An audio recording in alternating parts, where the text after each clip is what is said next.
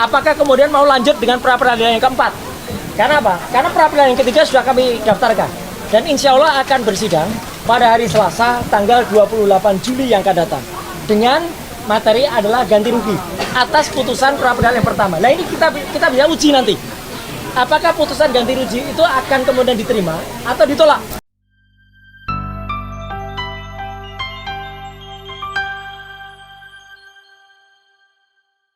Bismillahirrahmanirrahim. Assalamualaikum warahmatullahi wabarakatuh. Salam sejahtera buat kita semua. Jumpa lagi di Herman Khalil Channel.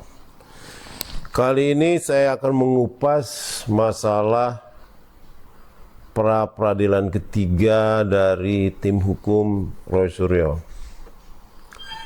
Ini menarik kalau menurut saya. Kenapa? Karena dalam sejarah peradilan kita mungkin baru kali ini ada pra peradilan yang diajukan sampai 3 kali. Dan ini adalah merupakan proses pertama kali di KUHP yang baru. Kenapa? Pra peradilan 3 sampai 3 kali ini dimungkinkan di dalam KUHP yang baru itu. Jadi ini dalam sejarah penegakan hukum kita ini bagus. Artinya buat pembelajaran hukum, terutama buat para penegak hukum ya, para lawyer, para kepolisian, kejaksaan, bahwa ini ada terobosan baru hukum yang diambil oleh tim hukum Roy Suryo. Ini menarik menurut saya. Kenapa? Pra peradilannya sampai 3 kali. Nah ini ada dasar hukumnya ya. Saya bisa lihat ya, dasar hukum pra peradilan yang ketiga ini adalah masalah ganti rugi ya.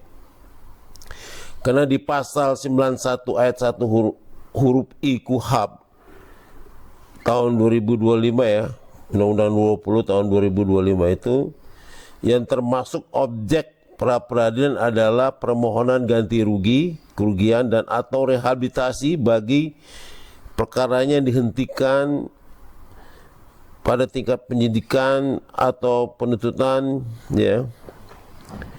Pasal 2-nya, pasal 93 ayat 1 KUHP tahun 2005, ganti rugian dapat dituntut karena penangkapan, penahanan, penuntutan atau hal lain tanpa alasan yang berdasarkan undang-undang. Nah, ini pasal 93 ayat 1 KUHP ini yang dipakai oleh Roy Suryo, tim hukum Roy Suryo.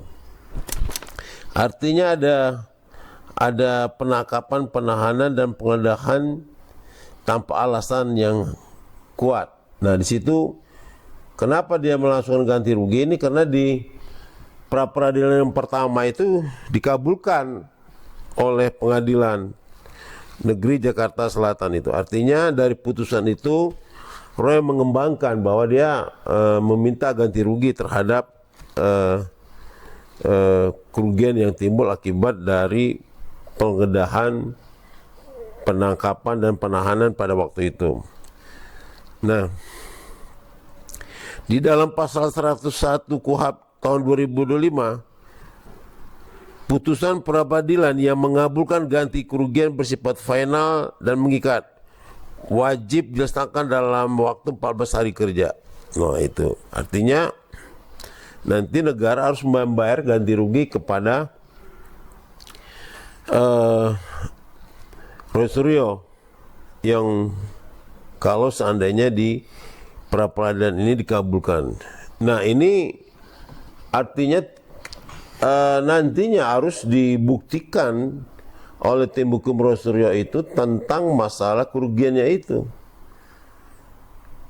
Kalau Roy Suryo, tim hukum Roy Suryo mempunyai data yang kuat berapa kerugian material maupun imaterial akibat dari penggeledahan dan penangkapan tempo hari ya, itu bisa dibuktikan kerugiannya berapa, itu akan bisa dikabulkan pra peradilan ini dan dibayar ganti kerugiannya. Jadi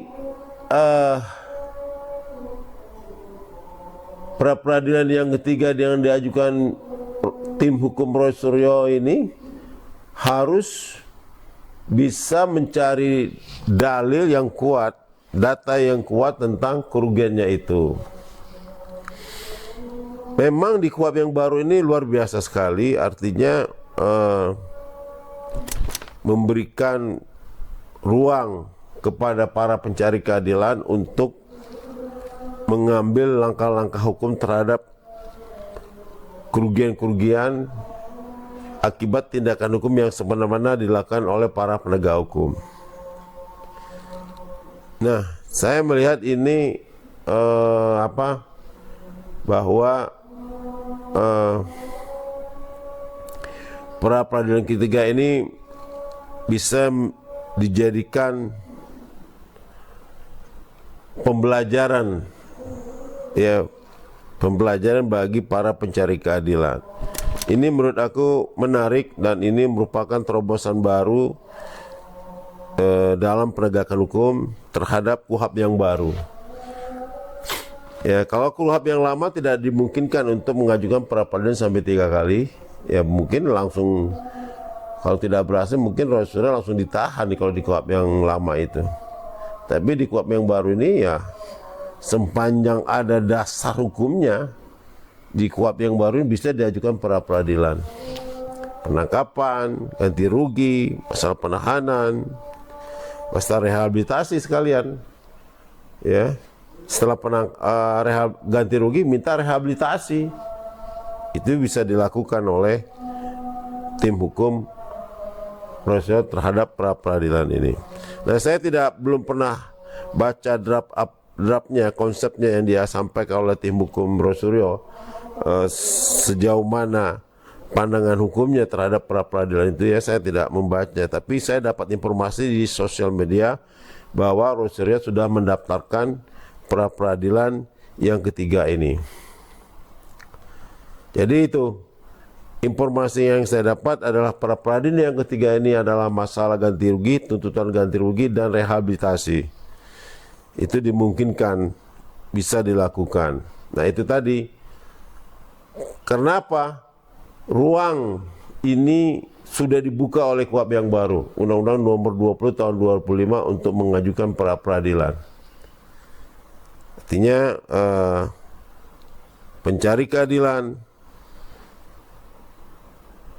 bisa melakukan sampai beberapa kali untuk mengajukan pra peradilan sepanjang itu diatur di dalam KUHP. Ini adalah merupakan terobosan hukum baru buat penegakan hukum, ya. Terobosan hukum baru, pembelajaran hukum baru bagi KUHP Undang-Undang Nomor 20 Tahun 2025. Demikianlah pandangan hukum saya bahwa pra peradilan ini dapat dimungkinkan dan merupakan pembelajaran hukum bagi para pencari keadilan, bagi penegak hukum di negara Kesatuan Republik Indonesia ini. Terobosan hukum ini bagus dan merupakan pembelajaran hukum bagi kita semua. Terima kasih. Wassalamualaikum warahmatullahi wabarakatuh.